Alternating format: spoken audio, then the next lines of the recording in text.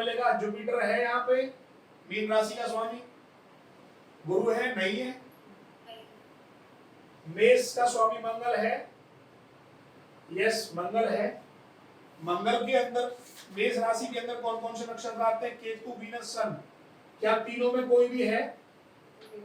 नहीं है madam, cross मेष राशि। मेष राशि के बाद क्या आएगा? वीनस। शुक्र नहीं है, छोड़ देंगे। मिथुन नहीं है, छोड़ देंगे। चंद्रमा नहीं है, छोड़ देंगे। सूर्य छोड़ देंगे। घूमकर कहां पहुंच गए? सीधा वृश्चिक राशि पर। वृश्चिक राशि का स्वामी कौन होता है? मंगल। वृश्चिक राशि में कौन कौन से नक्षत्र आते हैं? Jupiter, Saturn, mercury. तो हमारा सैटर्न है, यस सैटर्न है। सैटर्न के अंदर चले जाइए। सैटर्न के अंदर हमारा मिल गया पहला ही, सैटर्न को छोड़ देंगे। मरकरी, वीनस, मार्स मिल गया। कितने डिग्री पर हो गया जी? 12 डिग्री पर। ठीक है जी। अब आप देखेंगे ध्यान से,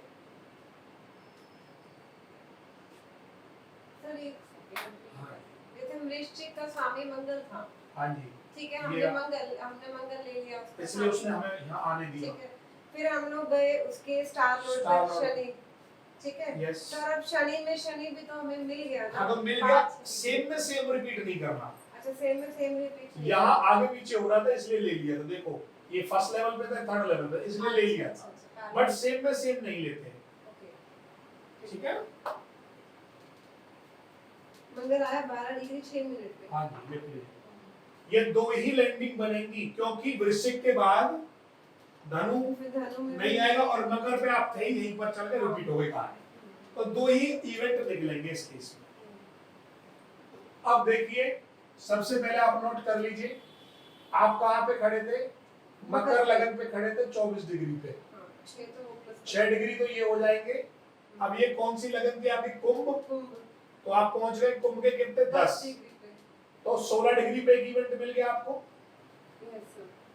तो यहाँ लिख सकते हो 16 डिग्री पे एक इवेंट मुझे मिलेगा। First event 16 degree. 1 degree is equal to कितना होता है? 4 मिनट। 16 इंटू 4 64। 5:23 में 1 घंटे 4 मिनट जोड़ दीजिए। 6:27 पर एक इंफॉर्मेशन आपको यहाँ मिल जाएगी।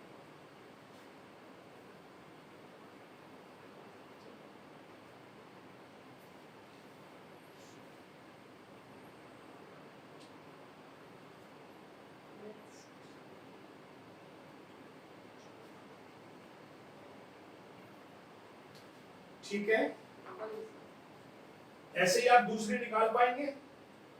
आप सभी लोग दूसरी अपने आप निकालें।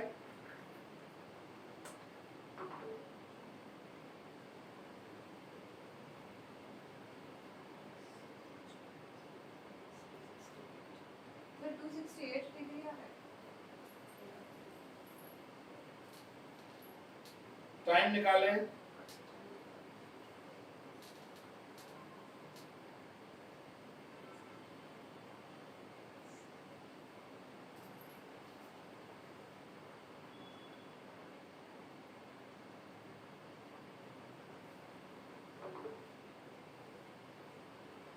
निकाल दिया टाइम? 17 घंटे 86 मिनट। अगले दिन में पहुंच जाएंगे।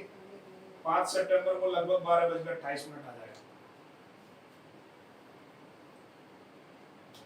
अब आप ध्यान से थोड़ा सा, आपने अभी क्या चलाया था? ये सब कुछ लगन चलाई थी। इसका मतलब 24 घंटे का इवेंट निकाल रखा। यहां तक सब लोगों को क्लियर होना चाहिए, ये बात बड़े ध्यान से आप समझ लीजिए। यहां तक क्लियर है सबको?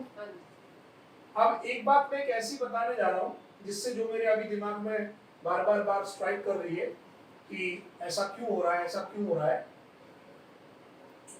आप सभी लोगों ने देखा होगा, मैंने रूल ये बताया था कि नक्षत्र लेवल पर वो सबलॉर्ड मिल जाता है तो कांग्रेचुलेशन लिखा आता है, यस, और अगर कहीं और लिखा आता है तो गिवन अनदर नंबर आता है और फिर सॉरी लिखा आता है।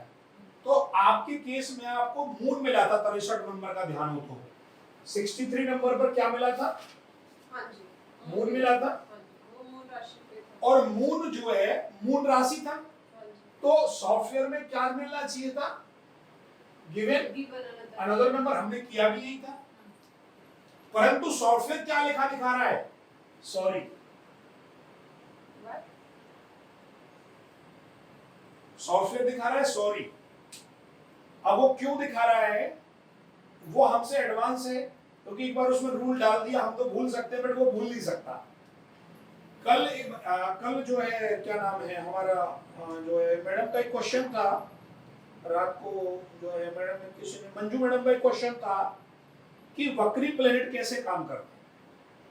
अभी वो इससे अगला चैप्टर है, परंतु वहां जो आंसर जो ये सॉरी आ रहा है वो इसी में छुपा हुआ है। अब आप देखिए ध्यान से, क्योंकि ये भी आपको समझना ही पड़ेगा, कोई बड़ी बात नहीं है। मून आ रहा था, सॉफ्टवेयर को क्या देना चाहिए था? गिवन अनदर नंबर, बट उसने रिजल्ट क्या दिया? सॉरी। वो क्यों दिया? उसने पहले ही ये एडवांस रूल डाला हुआ है, यदि बैठा हुआ जो प्लेनेट है मून पे बकरी था, वो प्लेनेट जिस स्टार पे बैठा होगा, उसको तो निकाल ही दिया बाहर उसको। वो जिस स्टार पे बैठा होगा, तो बाद में निकाला रूल, आपको पता ही था, वो जिस स्टार पे बैठा होगा यदि वो स्टार वक्री होगा, तो जो उस समय हमसे क्वेश्चन करा गया है ना, वो काम कभी नहीं होगा, पूरी जिंदगी नहीं होगा।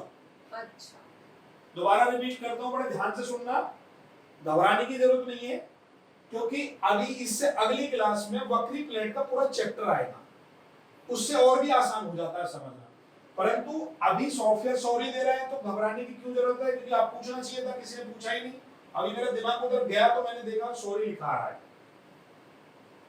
यदि ध्यान से सुने और फिर लिखना है अपना, पहले सुनना है ध्यान से। जो नंबर सामने वाले से लिया गया है उस नंबर का सबलॉर्ड यदि जिस स्टार पर बैठा हो वो वक्री हो, तो वो काम पूरी जिंदगी भर नहीं होता है।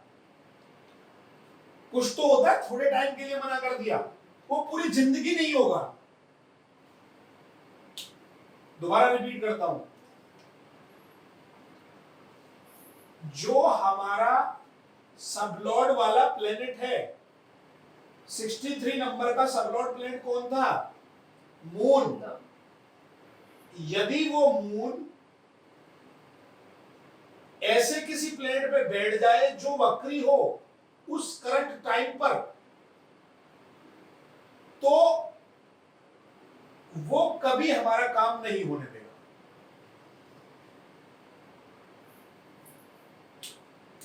इसलिए यहां एडवांस में सॉफ्टवेयर में सॉरी लिखा आ रहा है।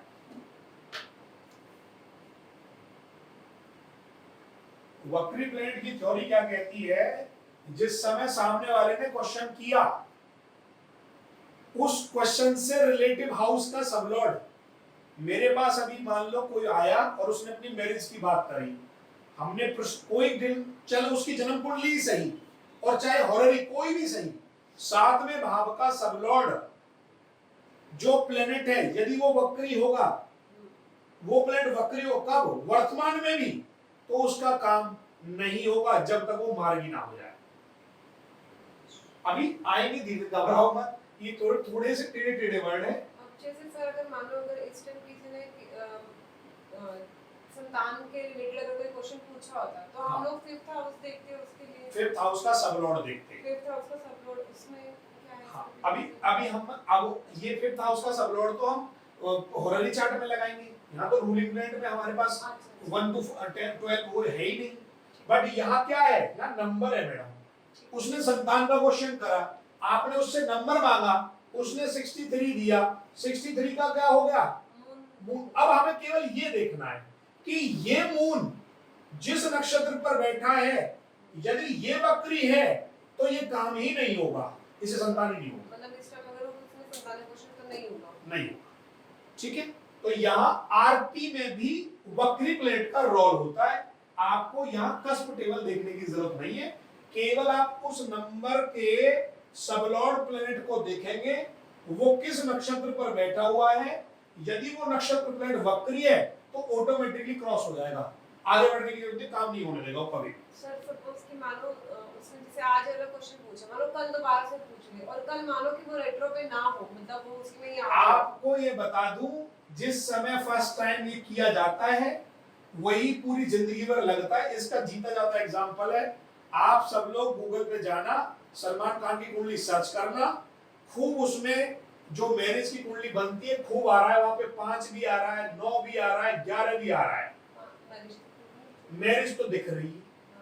परंतु उसने हमेशा जब जब अपनी मैरिज के लेकर क्वेश्चन किए हैं, तो वो बकरी प्लेनेट में ही करता है वो ज्यादातर। वो काम को इस तरीके से डिले में लेके जाते हैं कि होने ही नहीं देते हैं। अच्छा, ये ऑटोमेटिकली हो जाता है। Yes. तो जाएगा ही जाएगा, इसलिए इसमें बात छुपी हुई है गहराई से। इसलिए भगवान ने कहा है ज्यादा उंगली नहीं करनी चाहिए किसी में। किसी के यहाँ जाओ, एस्ट्रोलॉजर के यहाँ, तो जो जेन्युइन है ना उतना ही बात करो। मान लो गलती से आपने अभी संतान की बात करी और जब हॉररी से देखेंगे तो 5th हाउस मान लो वक्री नहीं था, काम बन गया। अब आपने सोची पंडित जी 500-1000 रुपए लेंगे, अब संतान की जगह लपेट दो, हमने कहा जी बच्चे की एजुकेशन भी बता दो, बच्चे की शादी भी बता। अब अगर वो वक्री हुई और उसने, अगर वो थोड़ा समझदार होगा तो कह देगा आपसे मैडम अभी क्वेश्चन मत करिए, बाद में कभी देख लेंगे। तो आप उसका मतलब यही होता है कि उस समय प्लेनेट वक्री चल रहे हैं, इसलिए ज्यादा मत छेड़ो उसे, वरना वो बोलेगा तो उसका जवाब फिर फिक्स हो जाएगा। ये सच्चाई है। कितने कितने अभी जब वक्री प्लेनेट पढ़ लोगे ना आगे, आप देखोगे सबसे ज्यादा पावरफुल तो यही होते हैं। हाँ, मतलब अगर एक बार ही नाम बोल दिया तो फिर ना, एक बार ना आ गई फिर पूरी जिंदगी आप टक्कर मारते रहना, वो काम को नहीं करते। अच्छा सर, मोस्टली लोग तो बहुत ज्यादा ही पूछते हैं, क्वेश्चन पूछने आएंगे तो 50 क्वेश्चन पूछते हैं। हाँ, तो ये जभी तो मैं कहता हूँ आप उनको समझदारी से क्लियर कट वहां अपने ऑफिस में एक इंस्ट्रक्शन ऑफ साइड में लिख के रखें कि बी टू बी क्लियर्ड। अपने माइंड को कृपया ध्यान रखकर क्वेश्चन पूछें। आपके क्वेश्चनों में ही आपकी सावधानियां छुपी हुई हैं। जो जानने आए हो ईमानदारी से वो पूछें, इधर उधर की बात पूछने से आपका ही अहित होता है। ये सच्चाई है। पहले आप किसी भी पुराण को उठा लो, किसी भी पुराण को, ये इंस्ट्रक्शन कहीं ना कहीं आपको, जैसे गरुड़ पुराण हुआ, शिव पुराण हुआ, नारद पुराण हुआ, जहां जहां ज्योतिष की बातें हैं वहां बड़ा क्लियर लिखा हुआ है। यदि आप ईमान किसी अच्छे जो पैसे भी ले रहा हो और किसी ठीक ठाक एस्ट्रोलॉजर नॉलेज तो उसके पास जा रहे हैं और आप खाली उपास के माध्यम से जा रहे हैं, तो इनडायरेक्ट वे में आप अपने प्लेनेट को अंधा करके लेके आ रहे हैं। प्लेनेट अंधे का मतलब जैसे लाल किताब में होता है कि प्लेनेट अंधे भी होते हैं। वो अंधे कब होते हैं? जब किसी गुरु से संबंधित चीज का उपहास करा जाता है। तो ये यहां सॉरी इसलिए लिखा रहा था। तो पॉइंट क्लियर हो गया। अब आपने पिछले क्वेश्चन के अंदर जो हमारे रूलिंग प्लैनेट आ रहे थे वो सैटर्न था, एक मंगल था और एक राहु था। ये 3 थे। और आपने अभी क्या चलाना सीखा था? लगन। नहीं, अभी इसका दूसरा पार्ट बच रहा है, वो वास्तव में रह गया था। अभी आपने अभी ऑटो मोड में स्लो मूविंग चलाया था सभी लोगों ने। यस, अब हम फास्ट मूविंग भी आज चलाएंगे जरूर। यदि मान लो लगन का सबलॉर्ड यहां मून हो जाता तो हम फास्ट मूविंग में जाते। ठीक है, फास्ट मूविंग में हमारी जो गियर है गाड़ी का वो कैसे लगता है? वेरी गुड, एनके टू एनके, नक्षत्र टू नक्षत्र। ठीक है, अब आप सब लोग कहां पे खड़े हैं? वही खड़े हो जाइए जाके। मकर राशि में खड़े हैं, 10 डिग्री पे खड़े हैं। यहां किस नक्षत्र पे खड़े हैं? 10 डिग्री पे। सर्व नक्षत्र पे खड़े हैं आप, मून के नक्षत्र पर ही खड़े हैं आप सब लोग। हाँ जी, ठीक है, अब रूल क्या लिखवाता हूं मैं बार बार, ये क्यों लिखवाता हूं? जिससे याद हो जाए। अभी पीछे लिखवाया था स्लो मूविंग में आप जिस राशि में खड़े होते हैं उस राशि को छोड़ देते हैं, बट फास्ट मूविंग में वो राशि को नहीं छोड़ेंगे।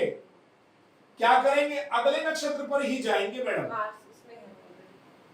क्या हमारा मंगल यहां है? यस, मंगल है। क्या मंगल के अंदर कोई हमारा सबलॉर्ड मिल रहा है हमें? राहु मिल रहा है, वेरी गुड। तो पहला इवेंट तो मुझे कहां मिल गया? मकर राशि में ही मिल गया। मकर राशि, मंगल के नक्षत्र पर और राहु के सबलॉर्ड पर कितने डिग्री पर मिल गया? 24 डिग्री पर ही मिल गया।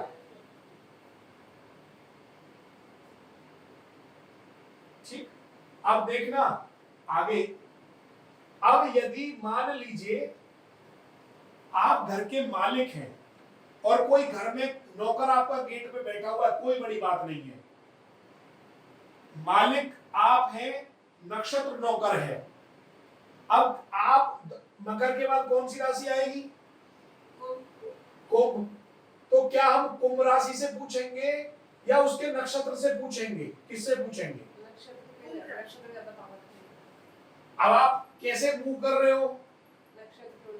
तो क्या हमें राशि से पूछना चाहिए या नक्षत्र से पूछना चाहिए?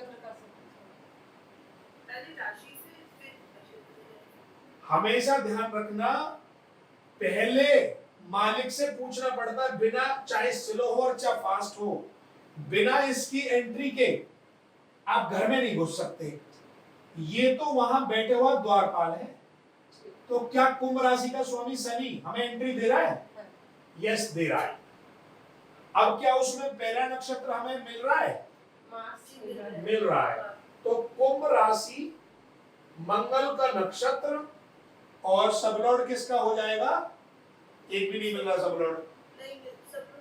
सबलॉर्ड नहीं है तो छोड़ देंगे। अब अगले नक्षत्र पर जाएंगे, ना कि राशि पर। मंगल के बाद किसका नक्षत्र आएगा?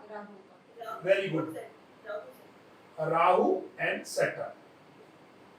सैटर्न हमारा वही 10 डिग्री। शाबाश।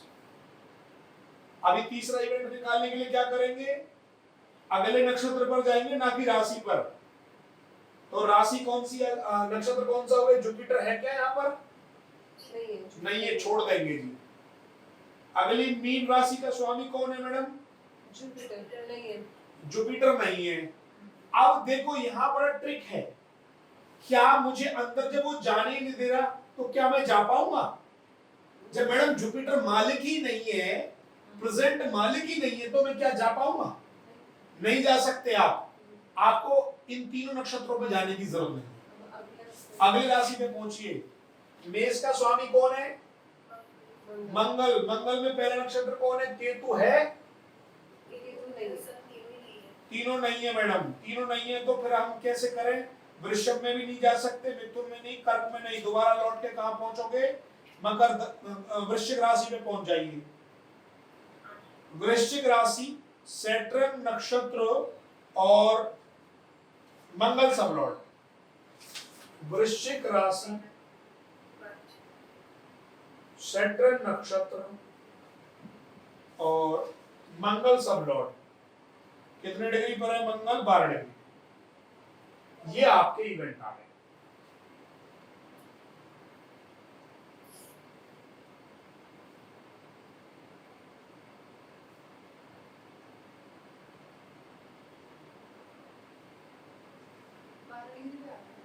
हाँ जी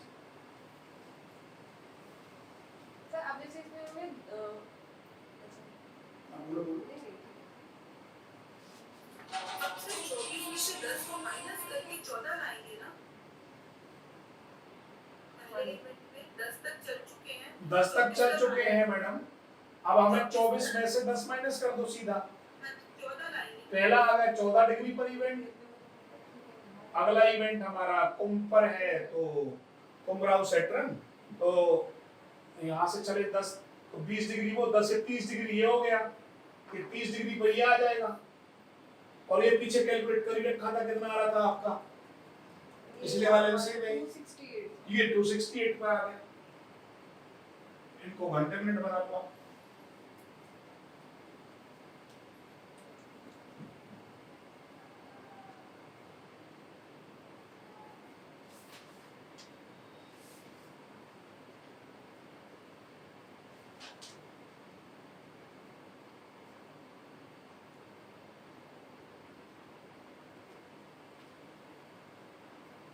क्लियर हो गया?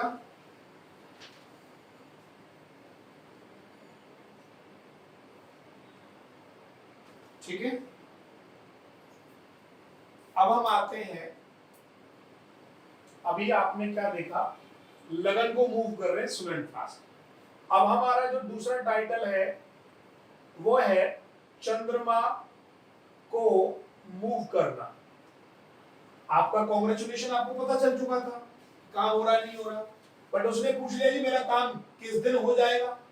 दिन निकालने के लिए अगर 1 मंथ के अंदर कोई कार्य की पॉसिबिलिटीज है तो हमें चंद्रमा को चलाना है। और आप सभी लोगों को पता होना चाहिए, पढ़ चुके हैं आप सब लोग बेसिक में, कि चंद्रमा एक राशि में कितने दिन रहता है, एक नक्षत्र पर कितने दिन रहता है, बोलो बोलो। चंद्रमा एक राशि में 2.25 दिन रहेगा, एक नक्षत्र पर 24 घंटे रहेगा। ठीक है, अब आपके पास मान लीजिए आरपी मैंने यही ले लिए दोबारा से, सैटर्न मून राहु। ठीक है, अब बस यहां जो दिमाग लगाना है वो ये लगाना है, जब हम लगन चलाते थे तो क्या नोट करते थे, लगन की डिग्री। अब क्या चला रहे हैं, अब हम चंद्रमा को नोट करेंगे कि चंद्रमा कौन सी राशि में है, कर्क राशि में कितने डिग्री का है, 16 डिग्री। यहां हमारा ये अब स्टार्टिंग पॉइंट होगा। क्लियर हो गई बात। अब वही फिर दोबारा से क्या आ जाएगा, step number 1, check speed. Speed check करेंगे, लगन का सब नोड राहु है तो कैसे चलेंगे, स्लो, राशि टू राशि। अभी पहले RL टू RL चल लो, RL टू RL चलोगे तो कहां पे खड़े हो आप कर्क राशि में खड़े हो। ठीक है, बट RL टू RL में तो हम राशि छोड़ ही देते हैं जहां खड़े हो। अगली राशि कौन आ गई, सिंह। सिंह के बाद कन्या, कन्या के बाद तुला, और तुला के बाद हमारी जो काम आएगी वो आएगी वृश्चिक, क्योंकि वृश्चिक का स्वामी मंगल यहाँ है। वृश्चिक राशि में पहला नक्षत्र किसका है, जुपिटर का। अगला किसका है, सैटर्न ले लेंगे, सैटर्न है हमारे पास। और सबलॉर्ड किसका आ गया, मंगल, 12 डिग्री। पहला पॉइंट क्लियर हो गया। दूसरा पॉइंट निकालिए, वृश्चिक के बाद कहां पहुंच गए, सीधे धनु भी नहीं, मकर पे पहुंच जाइए। मकर का स्वामी कौन है, शनि। सूर्य मून मंगल है, लास्ट में पहुंच जाइए। मंगल के अंदर सबलॉर्ड मिल रहा है, राहु मिल रहा है, यस। तो मकर राशि 24 डिग्री, मंगल का नक्षत्र और राहु का सबलॉर्ड 24 डिग्री। तीसरा भी निकाल लीजिए। अगला फिर आ जाएगा कुंभ। कुंभ में मंगल नहीं बचेगा, राहु आ जाएगा। कुंभ, राहु, शनि। कुंभ और राहु सैटर्न कितने डिग्री का है, 12 डिग्री। ठीक है जी। कुंभ में से मंगल क्यों नहीं लिया हमने, मंगल में मैम सबलॉर्ड कहाँ है, अच्छा हाँ सब नहीं है। लैंडिंग तो करानी पड़ेगी। ये तीनों चीज जरूरी है, ध्यान रखो। देखो RL, समझ गई मैं, STL एंड SL, ये तीनों जरूरी है। जहां मिलेंगे वहीं लैंडिंग होगी।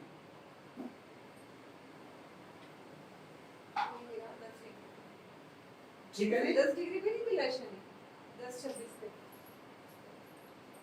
यहाँ तक सबको क्लियर है। आप बड़े ध्यान से समझो, चंद्रमा चलाने के लिए मैंने क्लियर रूल बता दिया। चंद्रमा एक राशि में कितने रहता है, 2.25 दिन। पर डेली कितना टाइम चलता है, एक नक्षत्र पर वो 24 घंटे रहता है। अब आप कहां, किस डेट को खड़े हो, आप 4/9/2021 को कहां खड़े हो, कर्क राशि में खड़े हो। पहुंच जाइए सब लोग वहीं पर। किसके नक्षत्र पर खड़े हो, 16 डिग्री मून के रोहिणी नक्षत्र पे खड़े हो। तो आप एक बात बताइए, जब शाम होगी, चंद्रमा जब एक राशि में 24 डिग्री रहेगा तो 23 डिग्री 20 मिनट तक वो रहेगा। तो कौन सी डेट रहेगी 23 डिग्री तक, 4 डेट रहेगी नहीं रहेगी? चंद्रमा कर्क राशि में कितनी देर रहेगा मैडम? 16 डिग्री पे तो वो है, 24 घंटे रहेगा। तो ये 16 डिग्री पे है, तो डिग्री कितनी बच रही है देखो सब लोग, 23 डिग्री 20 मिनट तक रहेगा नहीं रहेगा? और रोहिणी के नक्षत्र तक ही तो रहेगा, 23 डिग्री 20 मिनट पूरा उसका करेगा नहीं करेगा? कर्क राशि में 23 डिग्री 20 मिनट तक वो रहेगा 4 तारीख को। क्यों रहेगा? वो अपने पूरे 24 घंटे ही तो कर रहा है। मैडम इस राशि में वो कब आया था?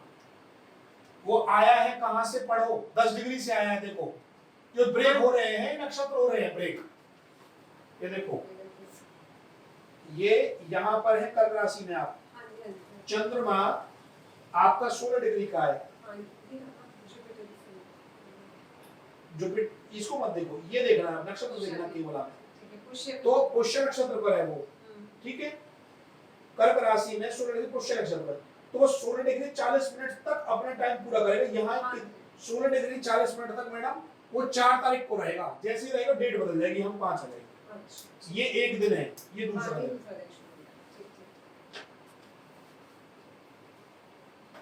कर्क राशि में पुष्य नक्षत्र पर है 16 डिग्री 40 मिनट तक। तो कौन सी डेट रही है? 4 तारीख। अब हमें कहां तक जाना है? पहला इवेंट कहां है मैडम आपका? वृश्चिक सेंट्रल मंगल तक काउंट करिए, डे काउंट। देखो ऐसे सब लोग यूनिवर्सल टेबल को आसान तरीका बताऊंगा, एक एक डे काउंट करना है। यस, ये आपका देखो यहाँ पे आप खड़े हो आज की डेट में, आज है 4, अगली कितनी हो गई? 5। एक एक करके करो आराम से। अगली कितनी हो गई? 6। पूर्व फाल्गुनी वाली कितनी हो गई? 7। अब 8 ये पूरी है, उत्तरा फाल्गुनी पूरा, नीचे और ऊपर वाला, ठीक है। कितना हो गया? 8। 8 के बाद कितना आएगा? हस्त का कितना आ गया? 9। हस्त के बाद चित्रा पूरा अपना कितना चला गया? 10। 10 के बाद 11, 12 पूरा होगा, 13 तारीख पे आ गया। तो हमारे पास एक जो डेट आई वो कितनी आई? ये डेट 13/9/2021 आई, ठीक है। हाँ जी, सब लोग यहां तक समझ पाए? चंद्रमा एक राशि में 2.25 दिन रहता है और एक नक्षत्र 24 घंटे रहता है एक नक्षत्र पर। तो नक्षत्र टू नक्षत्र काउंट करते चले जाओ, एक एक दिन आगे बढ़ जाओगे आप।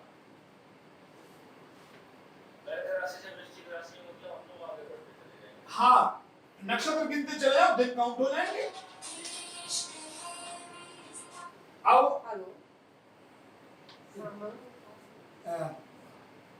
अब कर्क राशि से मकर पे जाना है। अब आप यहां तक तो आए गए, इससे आगे बढ़ जाओ। काउंट करो सभी लोग, बताओ कितना हुआ?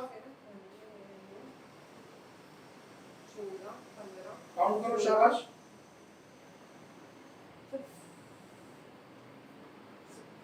पहला आएगा 13 सितंबर आपका 18। जिन्होंने 18 निकाला है वेरी गुड, बिल्कुल सही है उनका। और 18 के बाद एक अगला ही आ जाएगा, फिर तो 19 आ जाएगा। ये 19, ये 18 हो गई, ये 19 हो गई।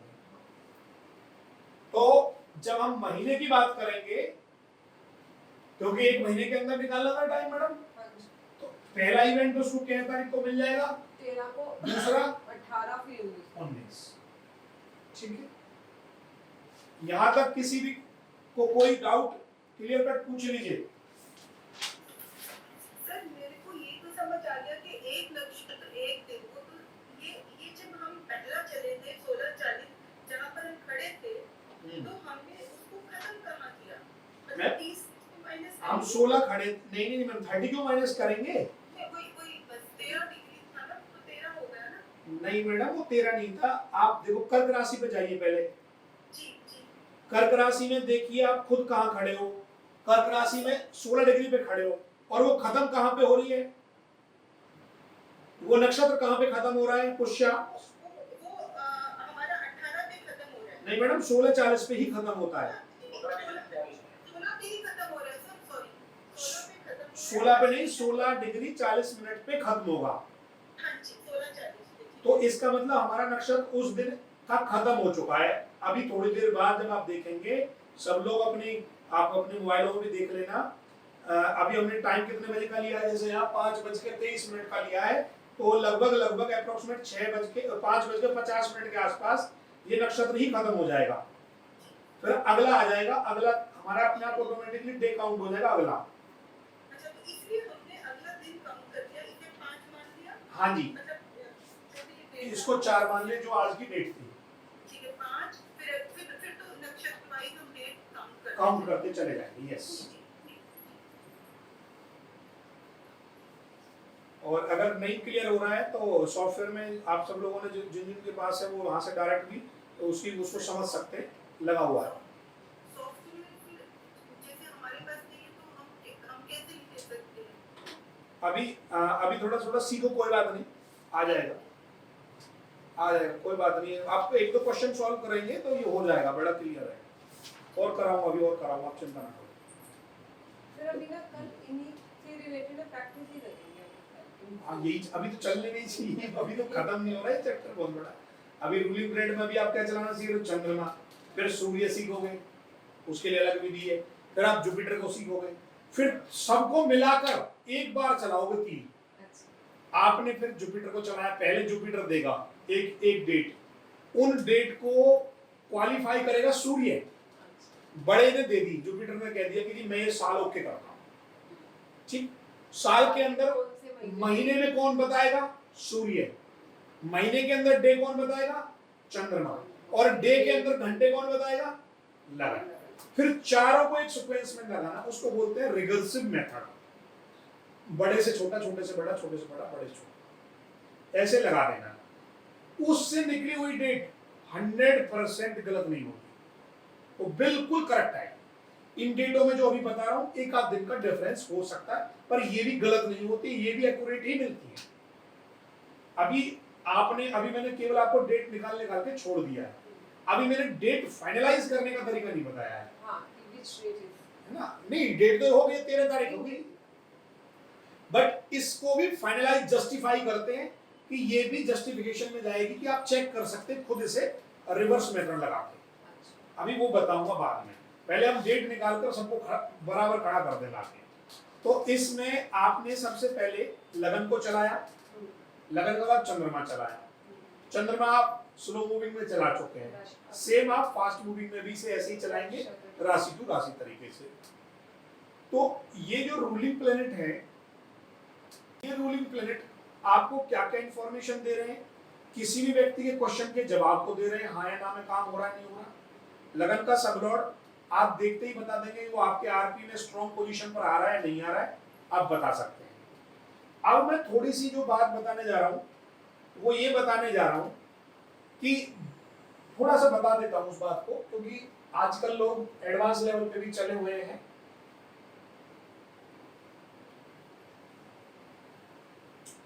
वैसे तो जब आपको एडवांस वाले उसमें भी आएगा चैप्टर दोबारा से हटके, तो वहां थोड़ा सा और भी हिंट मिल जाएंगे।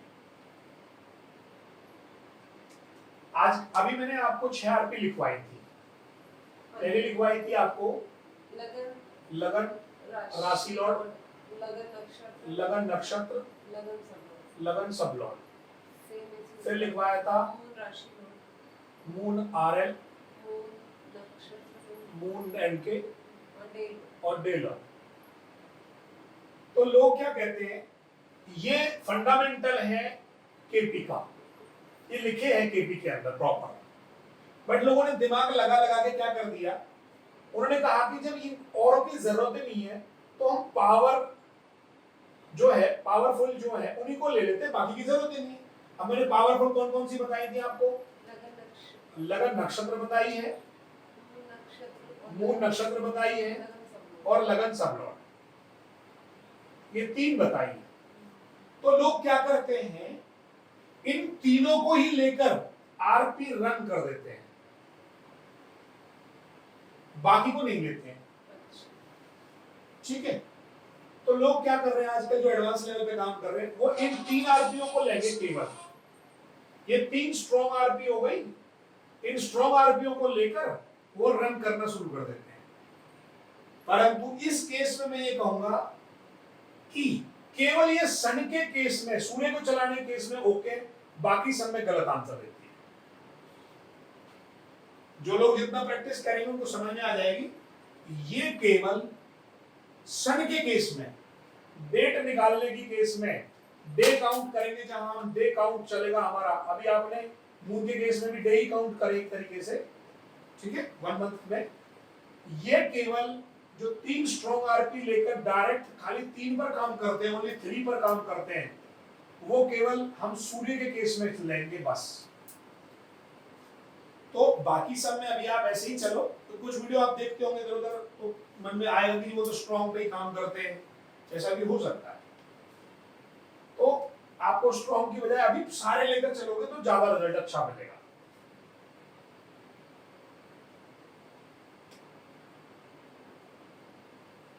तो अभी आपने क्या रन कर लिया, लगन रन कर लिया, मून रन कर लिया। अब हम सूर्य को भी रन करके देख लेते हैं।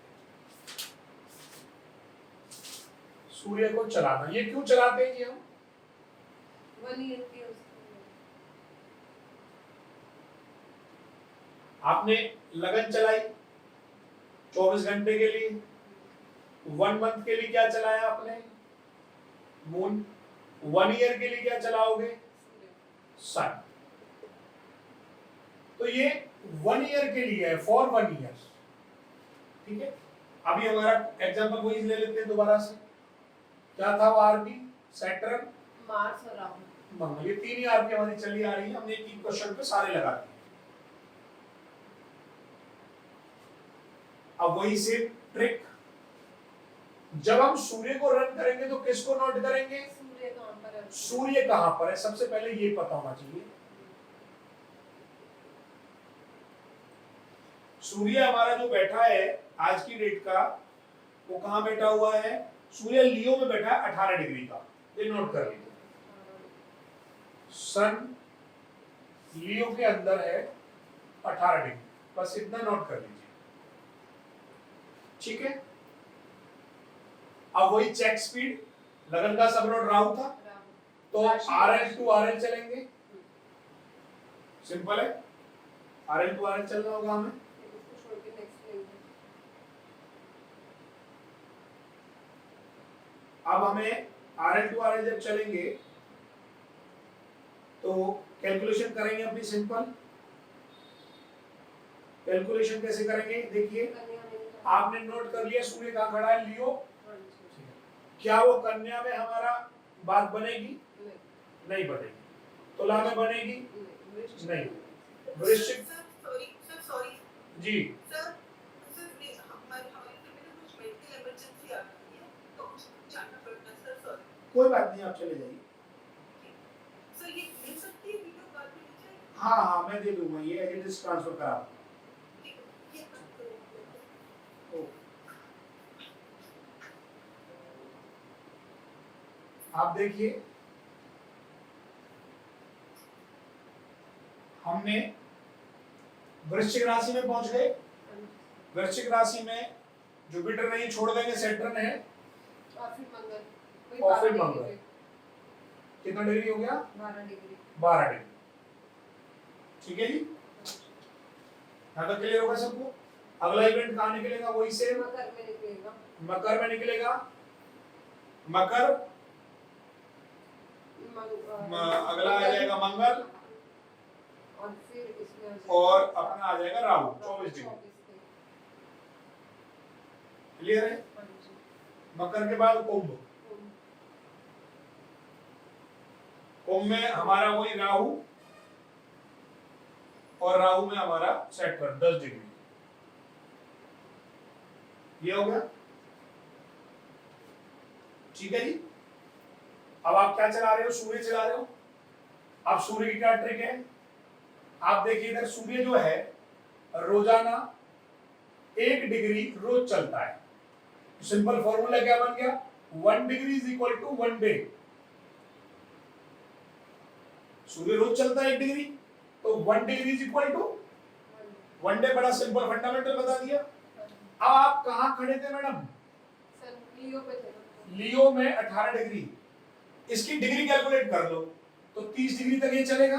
जैसे वहाँ लगन में कर रहे थे, डिग्री काउंट हो जाएंगी। तो यहाँ मैडम कितना हो गया, 12 डिग्री तो लिए सिंक के हो गए, फिर कन्या के 30, तुला के 30, 60 ये हो गए, 12 इसके हो गए, 12 दूनी 24, 4 और 8, 84 डिग्री आ गया फर्स्ट इवेंट, 84 डिग्री का आ गया फर्स्ट इवेंट। अगला कैलकुलेट करिए सभी लोग, अगला कितना आएगा बताइए सभी लोग।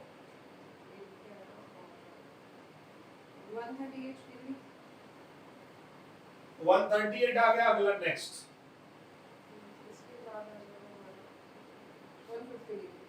150 डिग्री।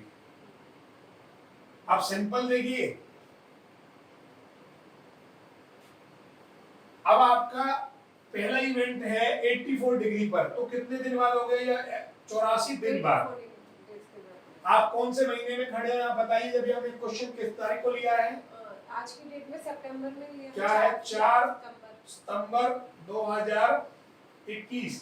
84 डेज कैसे जोड़ोगे, सितंबर को कितने दिन का होता है, सितंबर 30 का, 84 माइनस 30 कितना हो गया 4, कितना हो गया 54। फिर अगला सितंबर के बाद क्या आता है, अक्टूबर कितने का होता है 31 माइनस 31 कितना हो गया 30, 23rd, ठीक है, नहीं फिर 23rd आ ही गया। अब कितने महीने बन गए, 2, तो पहले क्या करेंगे, 30 दिन ये गए, 31 ये, 23 ये, 23 4 27, अप्रोक्सीमेट लगभग 27 नवंबर के आसपास आएगा पहला इवेंट, 27 नवंबर। अभी ये थोड़ा सा लग रहा होगा कैसे निकाल दिया 1 मिनट में, सिंपल मैंने कुछ नहीं करा है, मैंने आज की तारीख में 84 दिन जोड़ दिए। हाँ। जोड़ दे रहा हूं अपने आप कैसे जोड़ना है, हाँ, सिंपल तरीके से बच्चों वाली कैलकुलेशन करनी है वो कर लो, या फिर सीधा सीधा फॉर्मूला लगाकर 84 दिन ऐड करने हैं आपने, अगले में आज की डेट में 138 दिन ऐड करने हैं और फिर 150 दिन ऐड करने हैं। जो दिन ये आएंगे वो डेट, वो आपका सूर्य की कैलकुलेशन आएगी। अप्रोक्सीमेट में बता देता हूं, लगभग 27-28 नवंबर फर्स्ट आएगा, 6 से 7 फरवरी सेकंड आएगा, और लगभग 21 से 23 फरवरी थर्ड इवेंट आएगा।